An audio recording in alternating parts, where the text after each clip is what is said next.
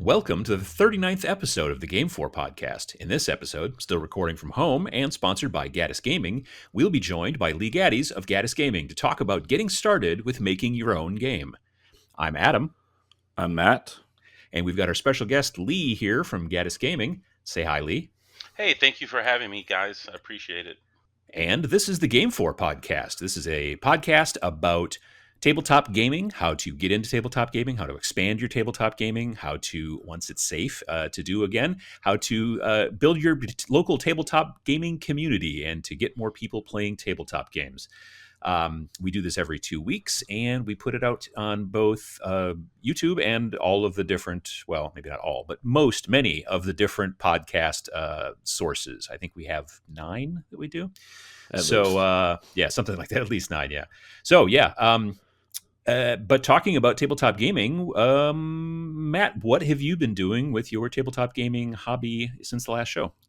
So I just finished up painting my poxwalkers for my latest kill team. So this is kill team number 3 for people that Nice. are keeping track at home. Nice. I've got the Marines mostly primed, so I've needed to paint them next. But I'm debating back and forth on whether I paint some other stuff or go back to that. I don't know, because it's going to be a while before I probably play. With things being that it is, but sure. Finally got those painted. I was actually really happy with how they came out. So I think that's my. It's always nice when you're like, oh yeah, this is my best work yet. Yeah, and that's always a benefit when you're working on things that you improve. And poxwalkers are great because there is so much, there's so much detail, and there's and they're also supposed to be a little grungy and stuff, so you can practice some of those techniques, And it's more organic. I have found that I like painting more organic than I do like mechanical, where it's like flat and I've got to do like rust or some other kind of stuff. I don't know. It's just I don't know if it's easier for me or just easier in general. I don't know. Yeah. I mean, some paints, specifically washes and like contrast paints and glazes and things like that, look better on organic shapes, with bumps and fur and feathers and stuff like that, than it does on, say, just flat mechanical panels and things like that. Specifically contrast paints from Games Workshop, those don't work great on really super flat areas, but they look great on bumpy organic kind of shapes. Yeah, that's what I use. I use them mostly for this. I use some metallics and some other, but yeah, that was my main thing. So. Yeah. But yeah, I've been doing that.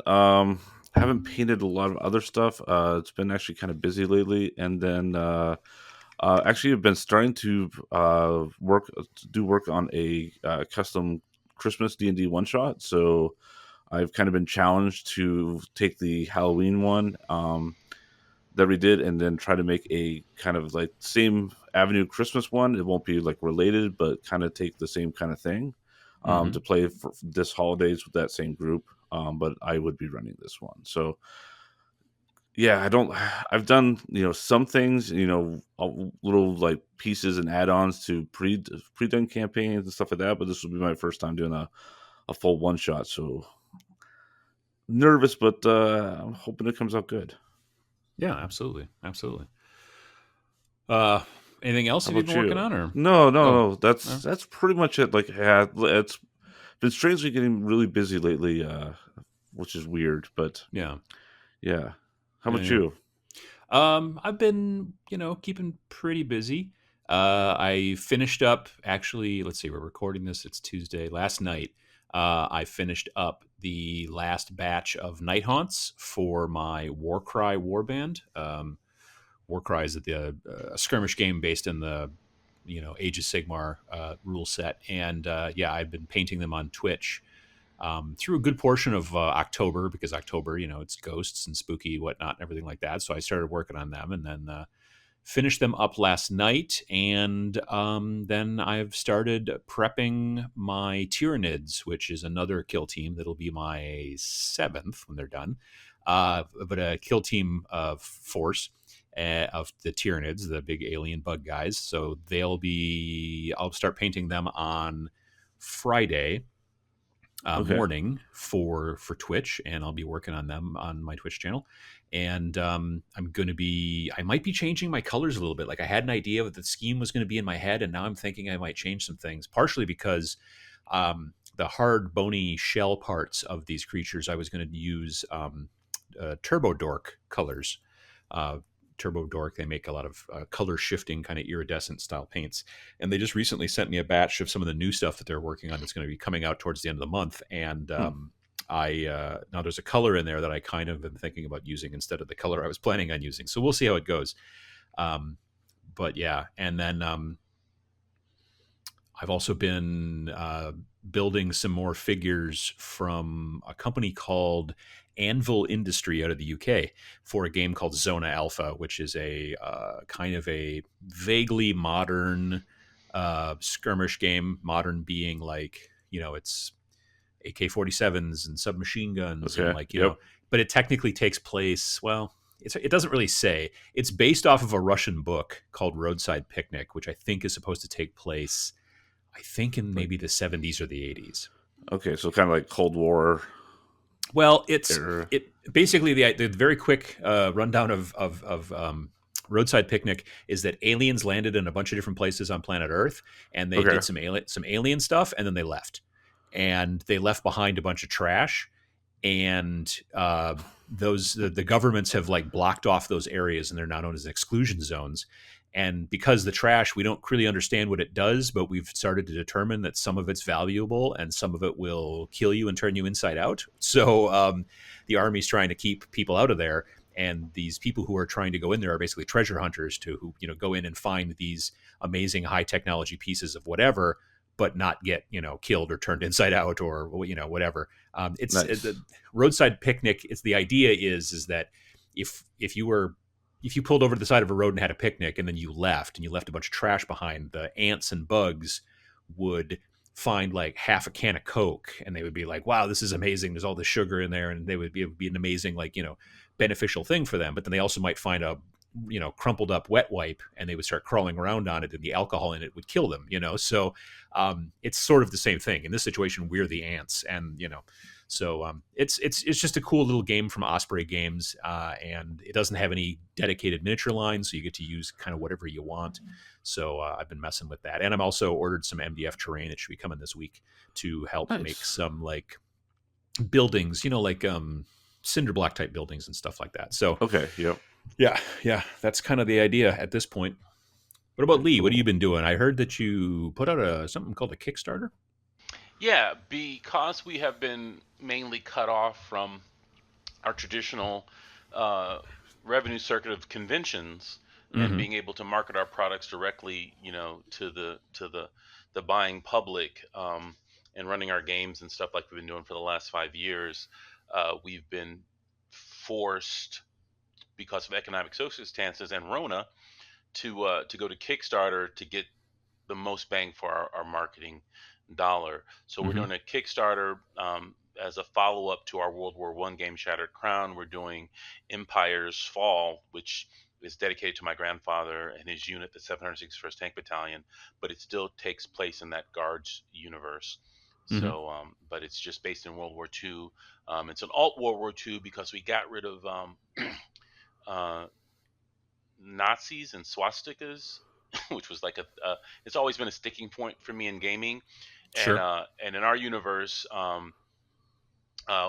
Prince Willem III rose to be King Willem III, and the monarchy was put back in place in Germany under August von Mackensen and Princess Louise Victoria, and they formed the Holy Roman Empire with Rome and Germany and Austria and Hungary and all of those countries as a bulwark against the rise of the Soviet tide.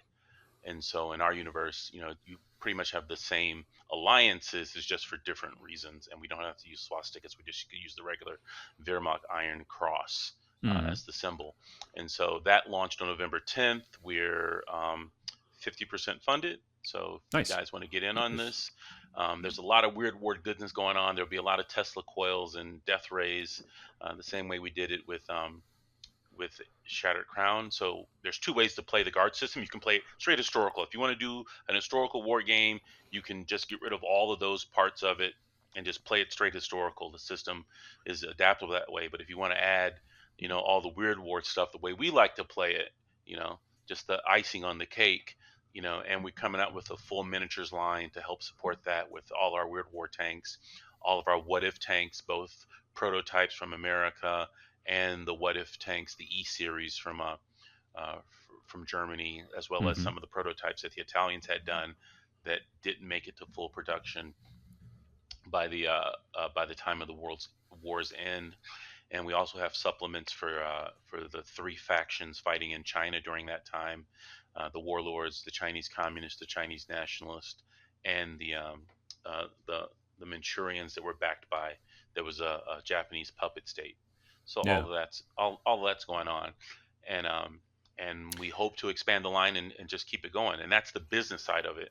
And then my personal hobby time, like I have any, I Yeah. have a Yeah. grand I have a grand plan of taking all the miniatures that I've been bequeathed over the last 3 years.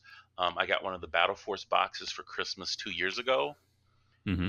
and I had a couple of Bane blades that I picked up for really cheap at the mini swap. Um, Okay. Mm-hmm. and I had got for my birthday the Sisters of Battle box when it came out.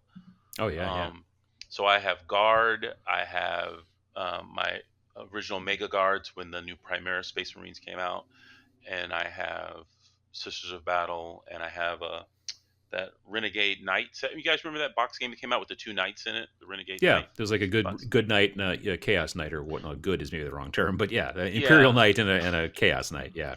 yeah. Well, a friend of mine, he wanted me to paint up some stuff for him, so I painted it up. And then when he was like, "Here, I'm going to give you these Imperial Guard," when he gave them to me, at the bottom of that box of all the Imperial Guard, which I thought were Cadians, there were Vestroians and two Imperial Knights.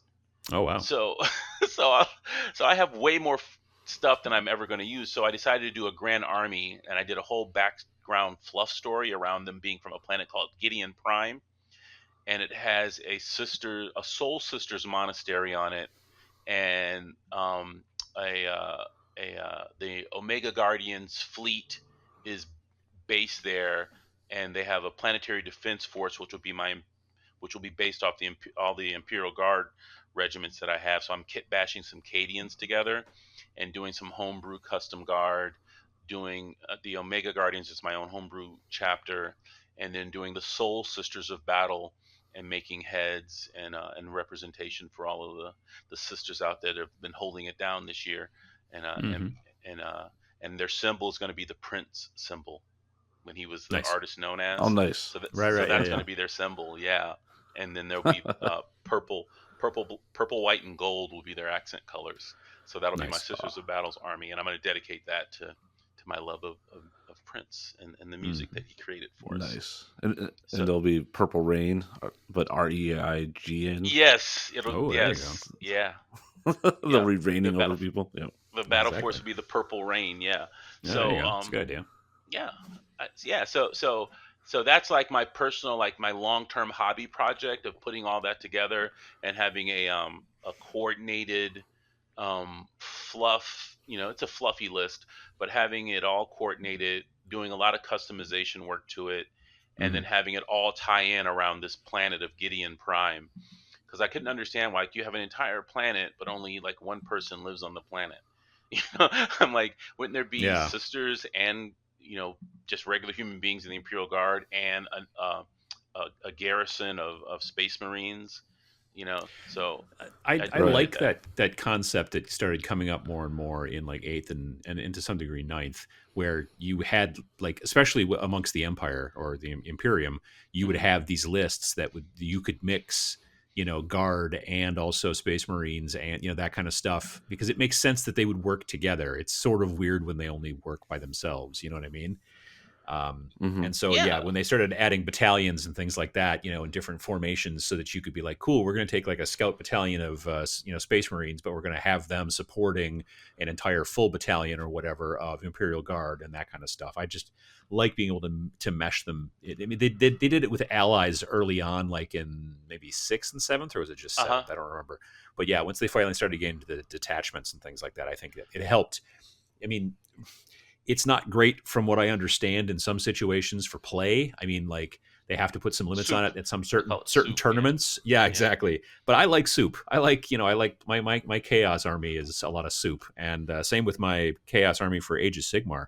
I love being able to mix Skaven and Beastmen and Nurgle dudes and all kinds of stuff together in one list because again, I don't like building an entire army of just one Type of thing. type. Yeah. Exactly, Yeah. Yeah, exactly. it Yeah. gets Yeah. boring So after a while. yeah. So I when you find. yeah, and so when you look at it, I mean, I understand like keeping your points down and keeping the forces down, but I think Mhm. when you look at what is it, Death Watch, where they have all the different people from all the different Space Marine chapters represented in Yeah. it, Hmm. and then I'm like, okay, so they're going out hunting demons, then wouldn't there be a Aliens. sisters? They're aliens, yeah. So wouldn't there Yeah. be isn't there like an Ordos dedicated just to hunting aliens, and the Sisters of Battle would be part of that? So I just see it Probably. as a Yeah. yeah, I just see it as a natural extension of okay, Yeah. these are your main force, right? And Hmm. then you would have a detachment of Sisters of Battle that would accompany them, you Right. know, just to Yeah. fill out the ranks. As a fluffy, just kind of story based kind of list, it Hmm. just makes sense to have them sort of work together. And I can understand that if you're like, well, I'm a Tau player, I only have just regular old Tau. Well, yeah, And then they nerf and Kroot. sure, yeah, exactly. That's true though, because the Tau did have other than just Tau. They also had the Kroot and the Vespids, those weird bug guys. But Right. yeah, so I like that kind of mixing together. But even then, I still generally these days am a little bit more aimed towards skirmish games. So yeah, that makes Yeah, and, sense. and being able to do smaller forces. And then because I have, this range of miniatures and they're going to be Hmm. custom, then I can do things like Zero Horizon, which is, I was playing Horizon Wars, which is the 12 millimeter, like alternative to Battletech, Hmm. um, or Mech Warrior. What's the game called? What's the new release one? Battletech, No, yeah. It's Battletech, Battletech, yeah. yeah. Yeah, Yeah, yeah, so yeah. when they had that downtime, Catalyst Games was kind of in flux. He came out with this really cool, simple system where I could use those miniatures in that system, and Hmm. it works really nice. So I really like it to play. But then he came out with a skirmish level game where you have like 5 to 10 guys. That's not kill team, but it's similar to that in how it plays, where it's a small. You don't need a big army; you just need a small team. So I can just take one of my Imperial Guard troops out of that and use it in that game as Yeah. sci-fi skirmishers. So I'm thinking about how to multi-purpose the armies that I make so I can use them in more than one setting.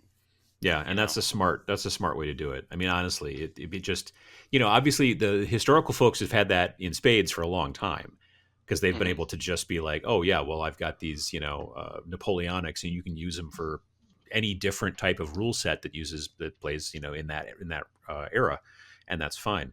But yeah, with sci-fi and stuff like that, it's a little harder. But we're starting to see now just because there's this kind of explosion of games that are at the very least miniatures agnostic.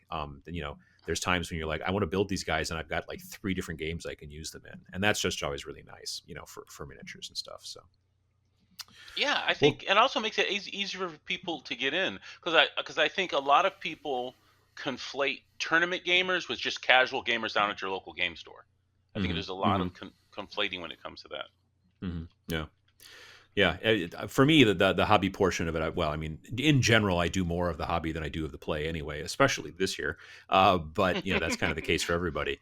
But you just spend more time very frequently, especially if you do a lot of painting of a lot of different armies.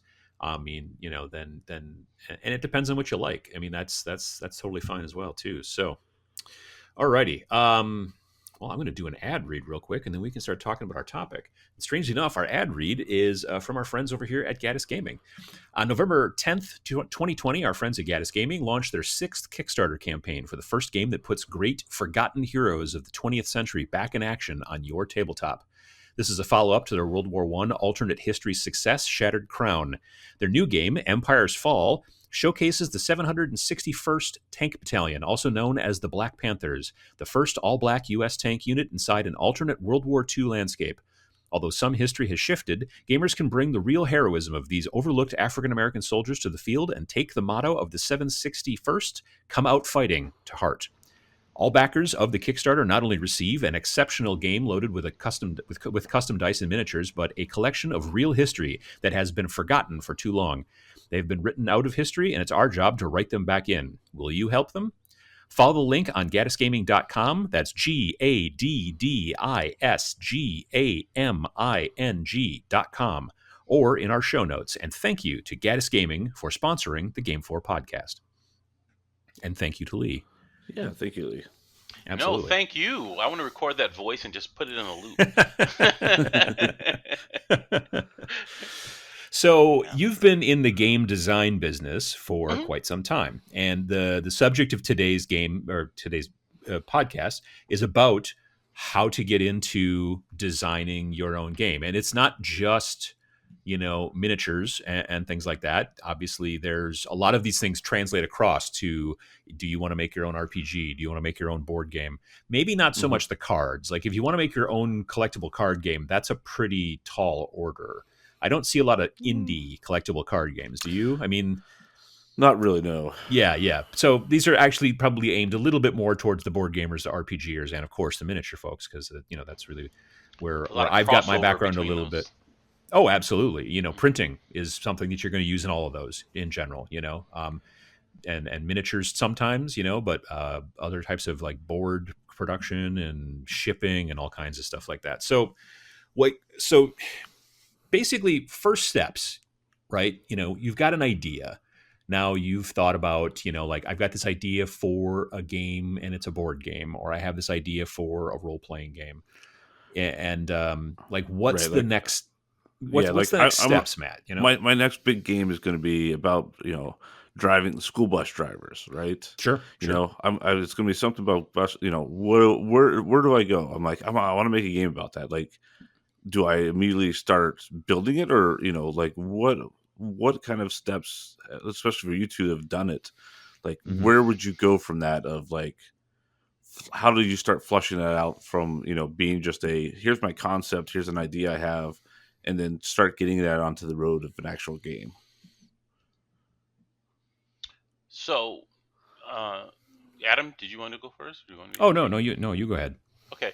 So first, I find something that I enjoy, right? Something I love, something I'm passionate about, because you're going to be spending a lot of time with this project when you start off, right? And you can't get sick of it. So it can't be a whim or, oh, it would be nice if. It has to be something that you really care about, that you want to see through to the end.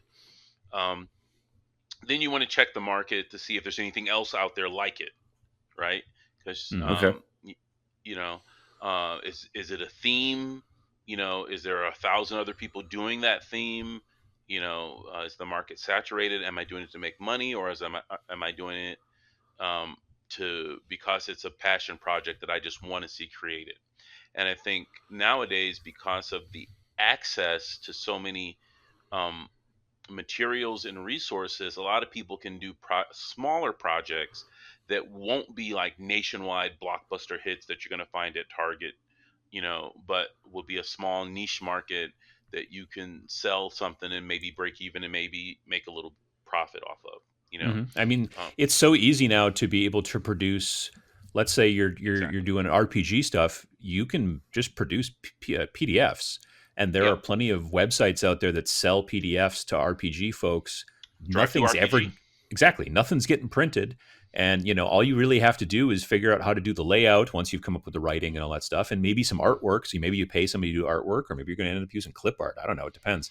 But if you're going to just use clip art and you're going to do pretty simplistic layout, you're not going to maybe sell as much. So you've got that to think about. But literally, you can produce a game or a game supplement or something like that, if you're talking about like electronically, digitally, PDF, for almost nothing, and get it to people worldwide, if they find it. That's, of course, another thing. But yeah, and that wasn't available 25 years ago. Yeah, well, social media. Well, I remember going to the game store, and games were in Ziploc bags. People would print them if you had access to a Xerox machine back then. I mean, you were a god, right? Sure, right, yeah. You could make up your game, put it, saddle stitch it, put it in a Ziploc bag, and take it to your game store and sell it. And maybe even get it in a catalog and get it distributed, because there was you could buy them by mail. I mean, that's showing my age, I guess. Yeah, But but now to your point, the really entry level stuff that you want to do. Let's say you have a rule set. You can say, hey, Mhm. here's my rule set. Make a video of you and your family playing the game. Put it up on YouTube. Put the rule set up on as a PDF on Drive Through RPG or any of the other hosting sites, Mhm. and you're in business. I mean, Yeah. it's literally the cost of entry is just your time and your ability to make a video. So that's the lowest level of entry with no cost whatsoever, except for the time that you're putting in into making that PDF on a computer. Um, Now, you it's to be understood that you're not. This doesn't mean you're going to set the world on fire. You know what I mean? Like know. Right. the thing that brings these games, no matter the quality or anything along those lines, very frequently marketing is a huge deal. So just because you made it does not mean that they will come. It's not like the That's baseball true. movie or whatever. But it is.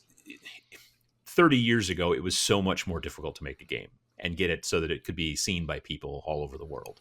Mm-hmm. Now that part's gotten simple. Now it's trying to get those people's attention. And that's kind of the big thing. It's kind of can be tough, but you can also just make a game, sell it, and then start working on your second game. And you're not sitting there with this huge debt over your head of like, oh Correct. man, I invested $20,000 to make this game and I got a garage full of them. It was done digitally and it's in the ether.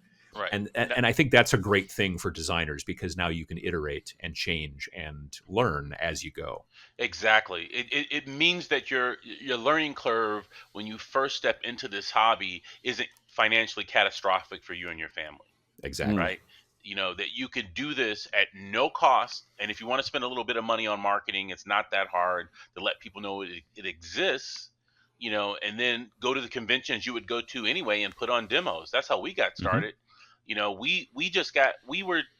We had a hard time just keeping up with all the different games that were coming out that we wanted to play and all the different rule sets. And then 40K was just a monster of change. Like by the time we got our army painted, they had changed to another rule set. Yeah. And then in between that, it was all of the was it chapter approved and all the different changes. Hmm. So I built my army around this rule and the way that it's played. And then by the time I got my army to the table, they changed that rule. you know Exactly. so Mm-hmm. Yeah. yeah, yeah, so fifth edition and sixth edition were nightmares you know for us. So we decided, hey, here's a way we like to play. How would we play it? So we streamlined it down to the way we like to play, got rid of stuff we didn't like, and really came up with a new concept of how to take a game based on points and then have an army that you could make that didn't require a really steep learning curve. You could get in Okay. really easy. The basic rules are 12 pages, and everything after that is just fluff and add-ons and Hmm. scenarios. So it was a way that we could play with any army in any time period that we wanted to play with, and have a good time because it was all balanced out by the point system we created. And so, So you basically so took like an existing rule set and then kind of pared it down to you kind of took the stuff you yeah, liked we and threw it kept away. it, got Yeah, rid of other stuff, and then yeah, yeah. So it was a conglomerate, an amalgam of all the different rules that we were playing. Because there's a lot of games that don't exist anymore, like the Star Wars Mhm. miniatures game. The, That the old West End games one. Yeah, the old West End game stuff. Hmm. And then there was another game called the Star Wars miniatures game, not even just the RPG. You know, and Oh, the one by WizKids the with ones by WizKids. Yeah, the so we had pre-painted start. guys. Yeah. Yeah, yeah, and we were playing that in 2010, 2011. Hmm. And it just went away in 2012. And then we started playing Yeah. Dust, and so there was a lot of. So we kept jumping from orphans and game system to orphan. Like by the time we got into it, they had already abandoned it and moved on to something else, right? So we decided, hey, instead of doing that, let's pick the genres that we play in. So there was genres that we played in. We said, this is how we like to play. This is what makes sense to us, and we just codified it in writing. Okay. So we had already had absorbed so many different rule sets, and we were already contaminating stuff from things that we had previously played, that it just, like, this is how we like to play, right? We got rid of all the external um expectations of how it should play, of what we wanted the rules to be, and we just codified how we wanted to play it, and that became the guard system. It became a universal rule system, so no matter And what this genre we played in. and this shows kind of what you mentioned earlier about how you need to be passionate about it. This is Hmm. not something that you should do because you're like, well, this will make me some money, or that kind of thing. It's got to be a thing that you're very interested in. You built guards because you were looking for a game system that you had a bit more control over, that did the things that you wanted to do, and because of that passion, you were able to spend the time on it. There's that joke Correct. that's been going around in game design for years. Like, if you're looking at trying to make this as a money making scheme, right? There's that joke that's been going around for years about how do you make a small fortune in game design, and Start the with a answer large, is start with a large large fortune, right? fortune. Yeah, Yeah. exactly. So that's something to take into consideration. If you're interested in game design and you've got an idea and you want to start moving with it, understand that you really want to like your idea, because it's going to be very important. So there's that. So once you've got an idea and you start writing and kind of doing things and putting down notes and coming up with concepts and doing all that kind of stuff, what then do you do? Like, when it gets time to actually start doing some like prototyping, because you have to prototype before you play test, right? Sure. Yeah. Yeah. You have to prototype it. So what kind of components are you going to have? You want to have a minimal amount of bookkeeping, because you don't want to make it work for Mm-hmm. the people that are going to learn how to play your game, right? Okay. Mm-hmm. Don't use the Amarillo Design Bureau Starfleet Command as an example of how to create rules, right? Oh, sure, Every yeah. iteration is just a layer after layer after layer of more complex rules, right? Mm-hmm. And it's probably fun for the guys that really like doing spreadsheets, but not fun for a new guy that's trying to play the game, right? So what you want to do is you want to get a you want to streamline the components, streamline it as much as you can, because as you start playing it, people will come up with new things that you're going to add to it. So you want to start off with just the bare bones and then add the meat as you start beta testing, or actually it's alpha testing, when you go out and you start getting other people to play it, and you want to get a Mm-hmm. largest pool of people to play it as you can, right? And play the rules as they're written. And preferably, probably also to get different types of people. Like, if you Oh yeah, wrote a game that's just historical and it's just aimed towards historical folks, it's get fantasy maybe people going to to play it. be right. It might be too obtuse for people who aren't used to the historical tropes and the historical kind of setups that are generally the case in those types of, Mm-hmm. because it's always a good idea in my mind to focus on, but what happens if a new person was going to do this? You could write a rule set. You could make a game that was kind of like 40K, that was aimed towards people who like to play 40K, and it's a lot like 40K. But if a new person came along who'd never played 40K, they wouldn't understand maybe a lot of the things that you're saying in the game, because they just don't have the same experiences. Exactly. And one of my best play groups, a guy came in, he was an investment banker in Detroit, and a young lady, she was a mortician, right? And they were Hmm. Okay. and they came out of a role playing group, and they had never played war games before. And so I said, "Well, here's a game. Would you help me test it?" And then we set up for a Saturday. I bought pizza and beer, and we sat down with four people. And I'm like, I had two tables going. Each team was playing each other. I'm like, it was a mirror match, and I'm like, these are the rules. Here's a quick reference sheet so you can refer back to it. So I went over the rules. 15 minutes later, everybody started playing, and you know very little, input from me, just to see how they absorbed the information. They read through the rules, and then they started playing. Hmm. And there was just a few questions about line of sight, you know, and about how tanks take damage versus infantry taking damage, and but they were good to go. They were good to go, and And those questions can be very important because they help yes, you to determine, Right. well, what am I maybe missing in my explanations in the text? You know what I mean? Right. that's the whole And reason you do it. The whole reason Yeah. you do it is that if they can read it and understand it, versus, oh, I forgot to add that, Hmm. or I've been playing there, this for two right, there's some years tribe. Right, there's some tribal knowledge that I forgot that only I know if because I that played only it. we know. Yeah, only the people who Hmm. play miniatures games know, right? But these people who come out of a completely different environment, can I sit them down and can they do it? And then also, people will think of things to do in the game that you have never thought of, right? Hmm. Because they're looking at it from fresh eyes for the first time, And we have a battle suit that's a close combat weapon, right? And the guy says, "Well, can I pick up this destroyed tank and throw it?" And I'm like, Yeah, that would be a cool mechanic to have in the game. And we just wrote the rule in right there. We made that part of the game, and that came from our beta testing. We had never thought about, once the vehicle is destroyed and it's an object on the field, can you pick it up and use it as a weapon? Of course you can. Because it makes the game fun. No, So yeah, we absolutely. so if people can So have fun with it, so take those notes from people when they're playing, and then use them in your next iteration of the rules. so if when you just talked about taking notes, are you like physically taking notes, or are you like recording it like a video so you can watch back later, or Both. like how are I've you done that. absorbing it? I've done that at conventions where I've like had a steady cam just on the game, and I have like an hour and a half of people playing, and then what they Mhm. say, I can play it back. And then there's other like situations where I've invited people over just for the purpose of playing, where I've physically taken notes when they've asked questions, and what questions did they ask, and where Okay. does that fit in the rules, you know. So And so I I think think Yeah. you learn a lot about the game when you do that too, especially if you just give somebody the text, here's the mhm. instructions, here's the rules, and then you don't even explain it. I think that's where you really find, like, I think I've told this story before, but a friend of mine and I were working on a game that we made back in the 90s, and we had written up all the rules and all that kind of stuff. And it was kind of a board game, miniature game sort of mix. And we gave some friends of ours, as we were in college, we gave some friends of ours the rules, all the stuff we had written down and everything, and are typed out, and said, okay, you guys go down into the lounge on this floor. We were in the dorms.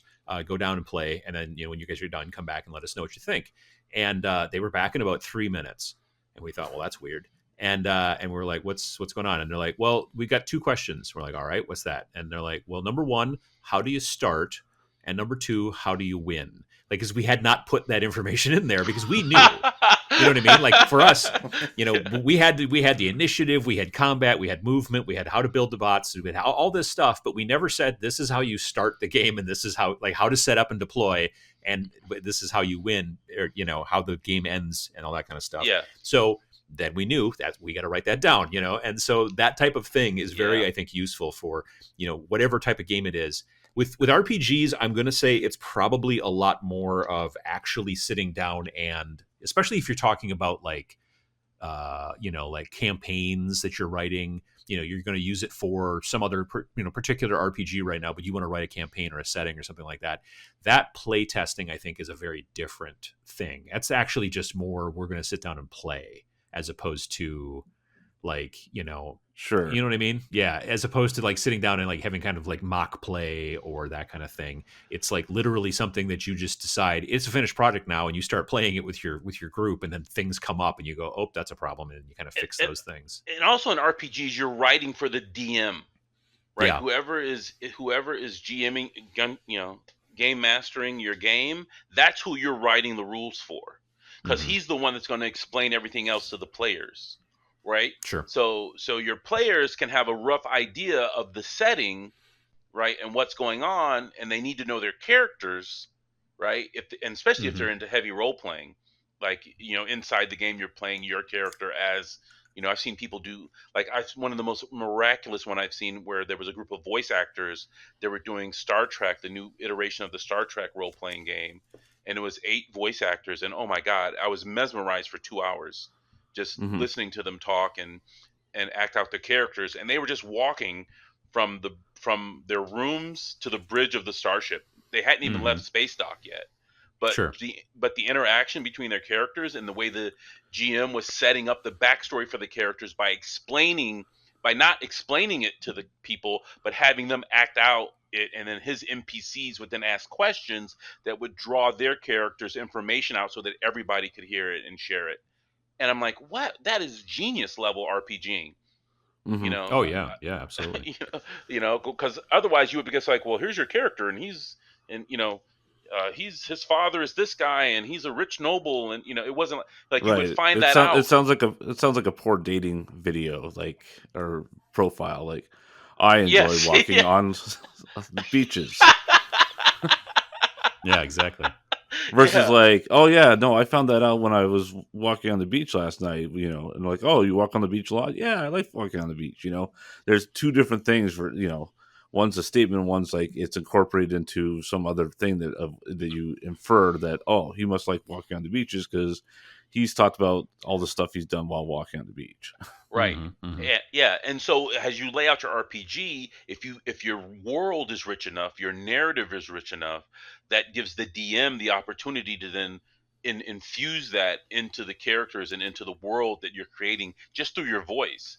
And there was like no miniatures on the table at all. And then if you add miniatures, that's a whole nother level of, like I think miniatures are mostly used like for combat reference, right? So you Sure. know Yeah. where you're Hmm. at on the table. But like a lot Yeah, of it, normally, yeah, just yeah, yeah, for combat reference, normally it's just talking to, hearing people talk to each other and having those conversations. And the really another level to that is they've been using RPG games as a way to socialize inmates coming back to society, right? As a way to train them to deal with conflict, Right. right? They've been using RPGs for that. So even that level of attuning people's expectations and changing their mindset about how they think about interacting and socializing with other people. I think that's a very powerful tool that you have using RPGs in that way. Yeah. And absolutely. if you've got a gaming group, you've obviously got to some degree a group of people who can help to play test your game, hopefully. But if you Or don't, yeah, what do well, you? I mean, yeah, obviously, right right. now with COVID, it's a little tough. But if you don't have a like you mentioned conventions earlier, like Yeah, you get frequently people to help play test a little bit at conventions. Like if you sit down and say, "Look, I'm going to teach you this game, and you get to play, and it's free and whatever," but also I mhm. want to get questions from you and things like that. That's also a good place to set that kind of thing up once we're Yeah. available to do that kind And of stuff again. right. And you brought up Yeah, a really good point that like the key, you were like, oh, and I brought pizza and beer. Like it's like I did a video game one time where you had some playtesters for that even.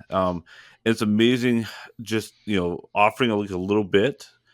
And then the also I think the whole prestige of you get to kind of see this before anyone else, like the exclusivity. Mm-hmm. Mm-hmm. It's amazing how much easier it is to be able to lure people in to help you out with that kind of stuff. Like it kind of surprised me. It's not like you got to go out and pay everybody like, okay, I want to pay you, $25 an hour to come test my game. right, Sure. Like right. a Also, like building pizza, community, pizza and goodwill. Yeah, Yeah. pizza, building a goodwill, and a community community. goes well. Yeah, yeah. Building a community is important if you don't already have a gaming community, and I think a lot of gamers gravitate to it as this is their social outlet, right? I know it's Mm-hmm. hard because of 2020 and Rona's out there trying to take people out, but traditionally, you build up your community with people, from all different diverse walks of life. The level of the playing field becomes the game, because I know, and I think this is more true in RPGs, maybe more than it is in uh, more than it is in wargaming, is that the RPG, you can come from any walk of life and then be anything else that you want to be. And I Sure. think with miniature war games, I think from if you go from Maine to California, you can play D&D, you can play Magic, and you can play Warhammer 40,000 in any city that you go to. you Mm-hmm. know, Without Yeah, that's a exception, fair. Yep. those three games will be in any place that there's a gaming community. Mileage may vary on other types of games, like what's the one with the warjacks? Um, A War Machine. War Machine Mm-hmm. Hordes was very regional. I mean, some places it was really big, other places nobody even heard of it. You know, and Right. I think that with board gaming, you're in a situation where it's so self-contained that it's very mm, easy to play test and to teach. Whereas if you're trying to play test like a miniature game, you have to have both forces ready to go.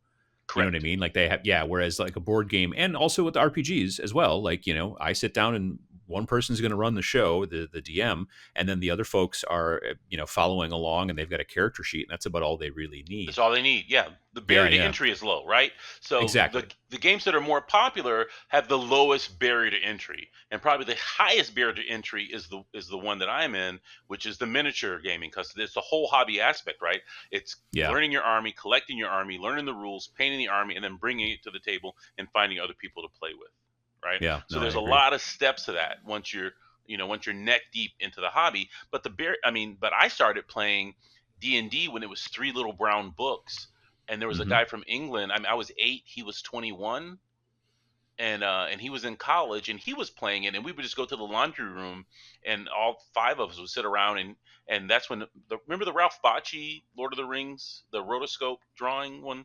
Yeah. Those Remember that one? movies, yeah. Yeah, that had came out. Mm. So we were all, oh my God, we were so Lord of the Rings. A bunch of 8 and 10-year-olds like, we know exactly what this is about. Dragons, orcs, killed them, right? Yep. I'm sure the guy was sick of us banging on his door asking him to play every weekend. His father was like, why are all these kids keep coming over to see you? Yeah, exactly. I'm really popular with the 10-year-olds, Dad, but the barrier to entry was low, right? Absolutely. You needed 3 books, some dice, which came in the little box, and and we had regular lined paper, and we were ready to go. Yeah. Whereas now your next level to your contained universe is your box game, Axis and Allies, Monopoly, Stratego. I mean, those are something that are like the family around the table type of games, and that's Settlers of Catan and Carcassonne and all the well-known stuff. It's a box, and you open it up and you sit down and play. Yeah. When it comes down to actually getting things made, though, and when you're going to start making a product, because of technology now, it is a little bit easier, let's say, like we talked about before, about making a PDF. It's a little bit easier maybe to make an RPG, and also to some degree a miniature, let's say, rule set, as long as you're not trying to sell miniatures as well. Correct. Because you can just make a book and get it print on demand, or you could just get it as a PDF and that kind of stuff. When it becomes time to start working on something like a board game, that is a little bit more difficult to go as far as getting it made, and produced. I know there's a lot of conventions I've been to lately, like the bigger conventions. There's almost always like a couple of booths from some Chinese manufacturers who will work with you to get, your board game, visions realized and that kind of stuff. But then you're going to be sitting on a lot of them, Yeah, how do you figure out how many to get made? Like even in miniatures and stuff. Like, do you go, I'm gonna make 10 of these or 10,000 of these? Like, how do you have any idea? Never 10,000. The average when it comes to making let's say pick a war game, a boxed war game where it's a board and a table and it's just little cardboard cutout chits that you're moving around, right? Like little chess pieces. That if you sell 1,000 of those, you have a successful game on your hands. Okay. Right. And then you have to figure, is it an evergreen game? Is it a game that I'm going to sell, so many units every year, or is it a limited market? If everybody's going to buy the game and that's everybody's going to buy the game, and maybe I'm going to sell 10 next year, even if I sold 1,000 this year, and maybe 10 the year after that and 10 the year after that, right? As people find it and discover it. So I think that the outliers are your Cool Mini or Not, where they've put millions into marketing and advertising, their games, and they're doing these $4 million Kickstarters just as a pre-sale. Because Rising Sun had only one award, and it was $99. So that was just really a pre-sale. So, but there's no way to get it into stores or anything like that, because you've sold, everybody who's going to buy that game has bought it on Kickstarter. So it's really cannibalizing the retail market when they do that. And that's kind of the issue with Kickstarter in general, to some degree, is that when the big guys use it, it's not really what Kickstarter was built for. Correct. Like the project that you've got currently going through Kickstarter is exactly the type of project that Kickstarter was designed for. It is, we want to be able to get the word out on this, and we will then make it when people, and we'll be able to afford to make it. Right. Exactly. When people, pay to get it done. And if we don't hit our number, well, then we don't hit our number. We know then that that there wasn't as much interest as maybe we thought. That's the whole concept behind crowdsourcing like that, or crowdfunding. Yeah. Sorry. Whereas with large companies like that, they already have a warehouse of 100,000 copies sitting when they go to Kickstarter. It's already made. They're just taking pre-orders.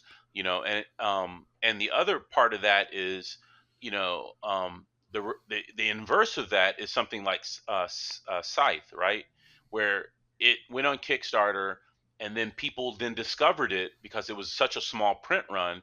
Then stores ordered it to buy in the stores, and then they came out with add-ons to it that were in the stores. They didn't have to go to Kickstarter for it. So it had legs after the Kickstarter. Otherwise, it never would have been made. They never. Gloomhaven was kind of the same way. Gloomhaven, yeah, which was Yeah, that yeah. game weighs a lot, man. Have you tried to pick that box Oh, up? jeez. Yes, yes. Yeah. That thing, Yeah, I it's was really heavy. surprised when I first grabbed it. I was like, oh my God, this is a metric ton of Yeah, cardboard. when I was recovering from my hernia surgery, I literally could not, like, my wife had to Lift go and like bring it up and like set it on the table because it was way over my weight limit. Right, Yeah, yeah. So yeah.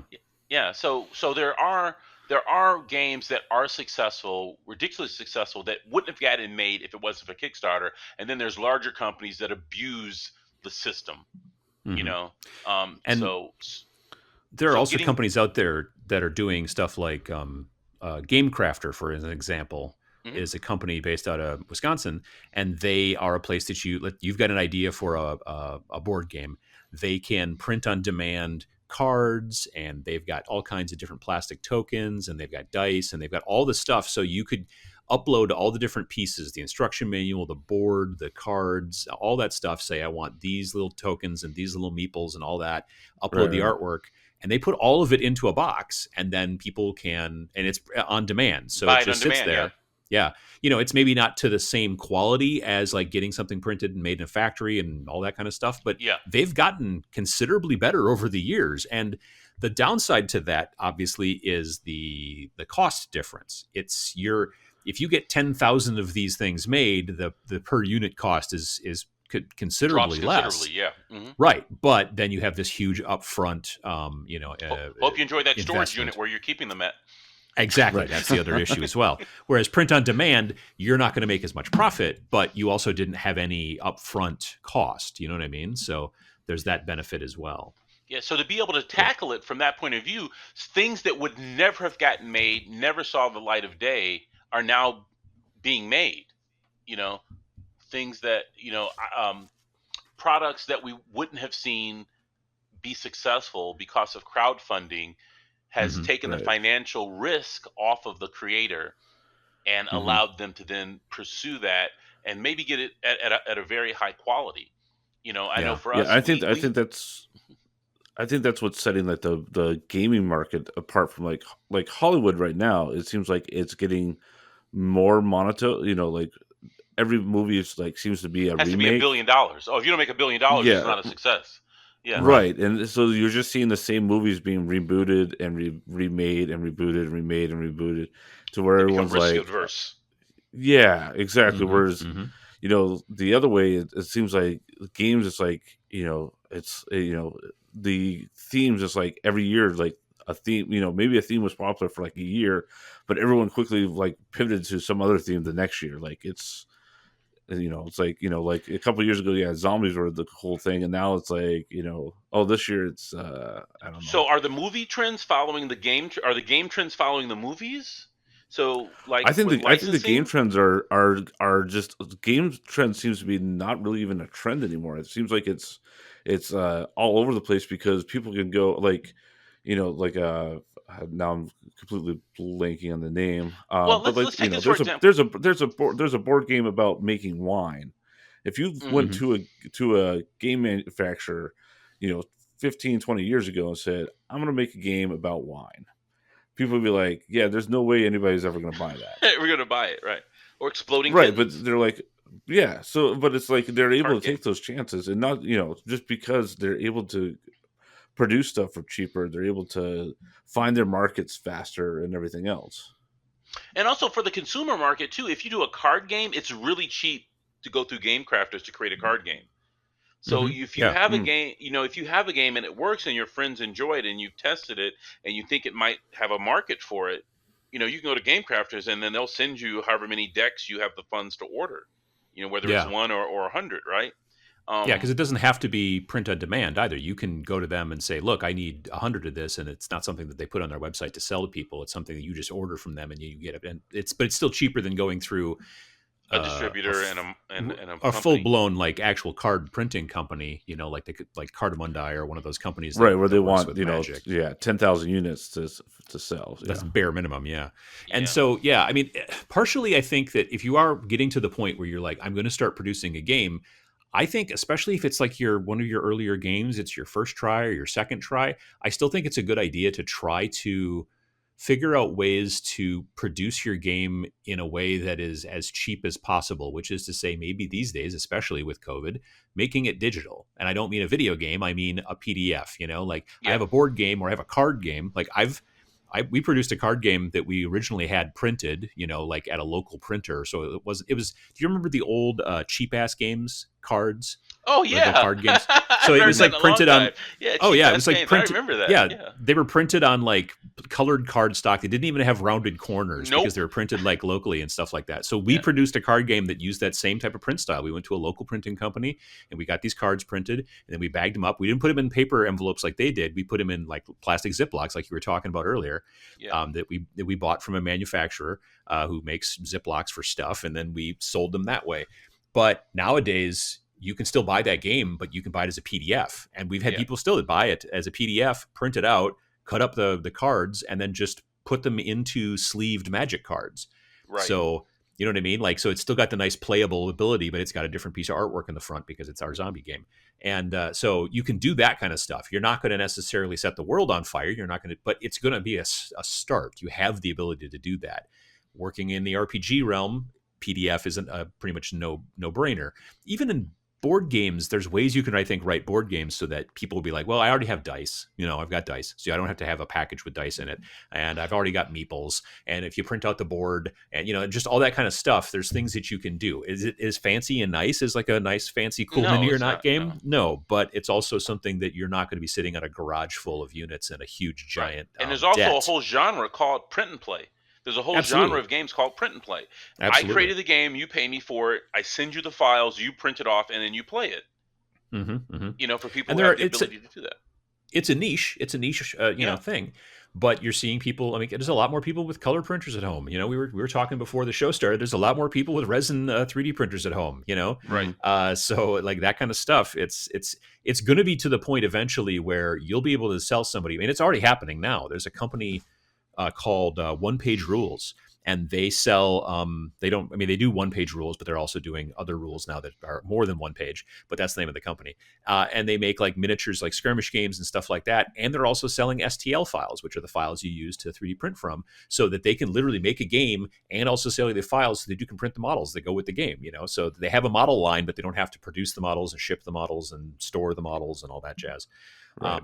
So you're seeing that becoming, obviously not everybody's got access to that kind of thing, but you're starting to see it. So taking that, when you're figuring out how to get made, especially if it's an early game, I would say definitely look at print on demand. Look at, I can't tell you how many times I've had people come up to me who are, at conventions and they're like, so I got this idea for a game. And I'm like, oh yeah. They're like, okay, so it's got 500 cards. And I'm like, like right off the bat, I'm like, you should probably, that's maybe not the thing you want to do. You know what I mean? Yeah, exactly. Like that's maybe 2,000 custom minis and right. Exactly. Yeah. Like you should maybe start a little bit lower bar. So once you've got your game produced and that kind of stuff, like what about marketing? What about advertising? What about getting people to play, to people to recognize? You know what I mean? Well, again, marketing has a lot to do with budget and how big your play group is, right?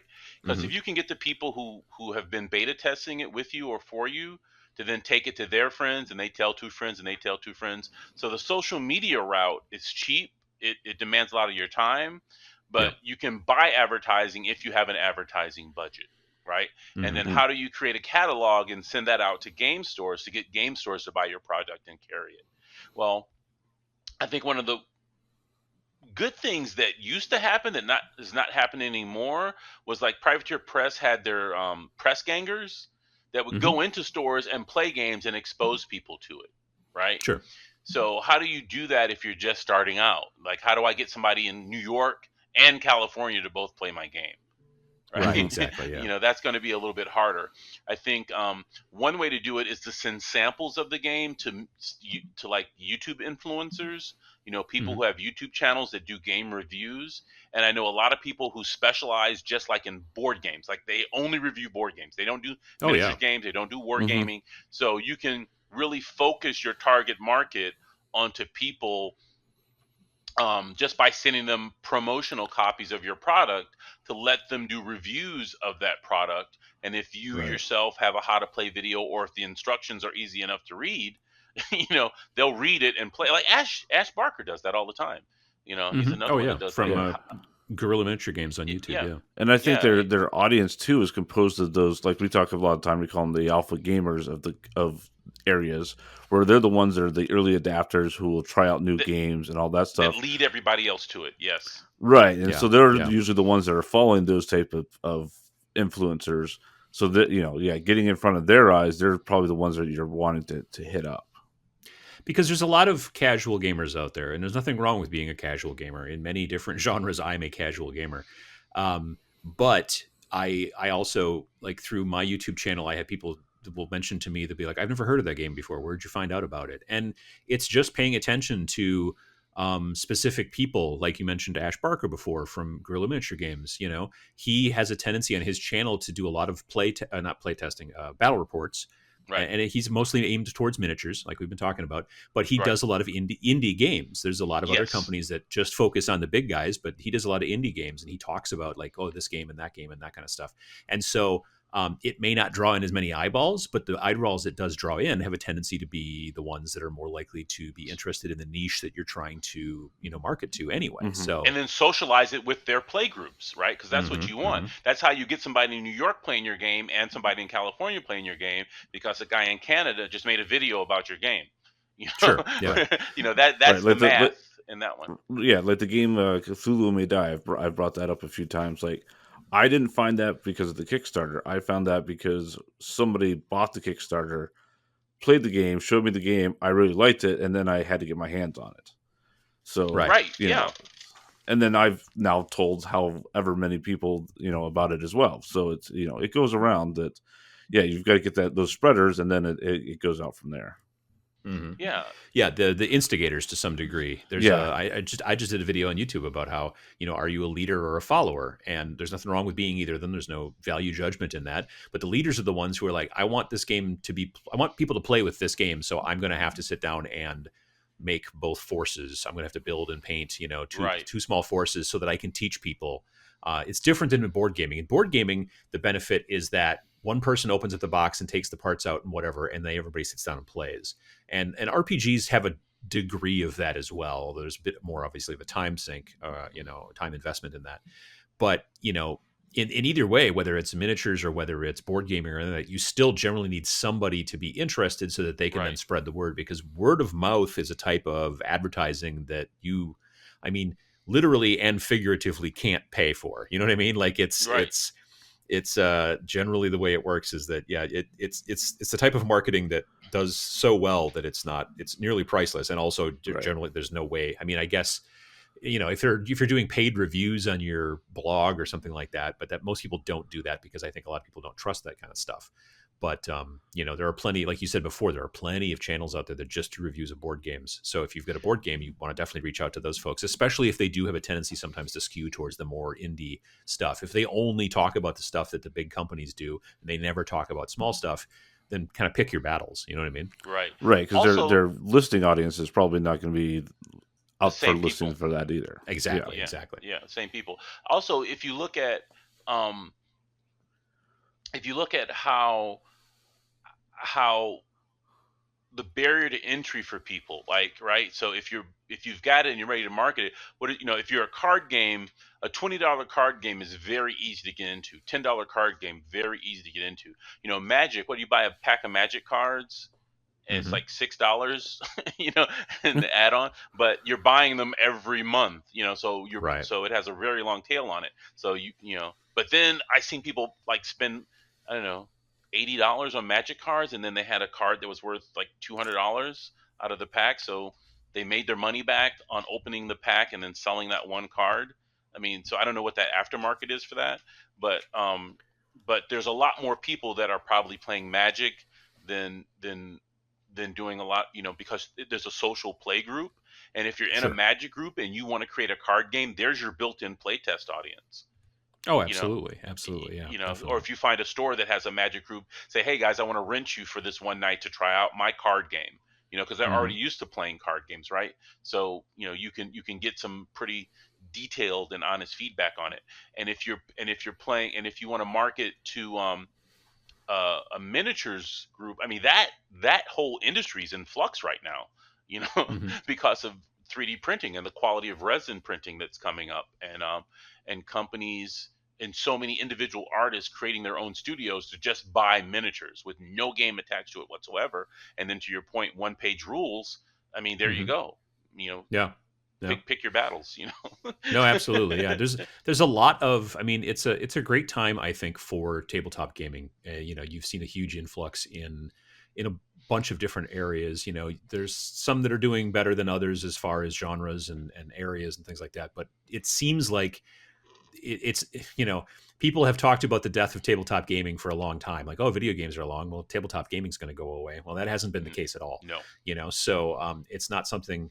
So if you're interested and you are of the mind of like, I want to create a game, just because you like creation, just because you like, making things, but also because you want other people to try it out and you want, that kind of stuff. I think that building a game, especially like if you don't expect it to become, the next big thing right off the bat, it's just like in any other thing, any other kind of hobby. If you decide to start playing guitar, well, your first couple of songs you play are not going to be great, so it's the same type of thing. The first game you design may not be the best. The first miniature you paint may not be the best. Don't go record a 30-song album the first time, five days after you learn at the studio. Yeah. Also, think about it. Right now, there's a niche market. If you have a game and it can be played solo, oh yeah, that could be a really big hit. If somebody has like a miniatures game, but you have a solo rule set, that's something that I think would be really hot and timely for people right now. Yeah, understand the environment, the market. Yeah. Exactly. Yeah, absolutely. We did an episode about solo play gaming. Towards the beginning part of the pandemic.